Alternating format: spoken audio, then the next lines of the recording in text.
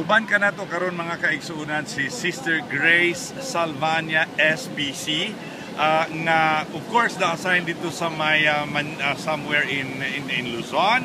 And right now, uban siya, usa sa mga delegates sa World Youth Day. And atong kuhaon ang iyahang po mga panghuna-huna, iyahang mga eksperyensya. Sister, how do you feel about being here in Rio for the World Youth Day? Kumusta? So, mayong hapon, Father Ram. So, this is my first time nga maka-appeal of World Youth Day. And malipayon kayo ako nga naa karon diri sa Rio, Brazil o sa Copacabana Beach.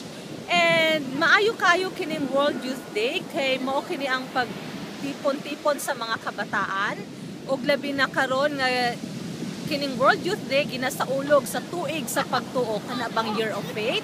And it is a good experience for our young people around na makahimamat sila sa ilang mga kabataan sa galing sa iba't ibang country, sa iba't ibang lugar, and ga-share sila sa ilang pagtuo. Nakita na ako nga ang World Youth Day, usa siya sa mga activity nga magpa-strengthen sa faith sa ilang pagtuo o sa ilang personal relationship with God.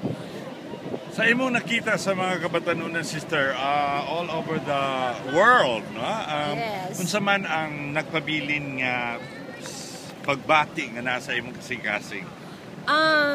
Karon kanang lipay ko diri nga kanang sa akong edad karon, no, ug sa kaning mga kabataan karon, nakita na ko nga kanang unsa gyud ka strong ang faith sa mga kabataan nga siya pud ang mag-strengthen sa akong pagtuo, sa akong my own faith.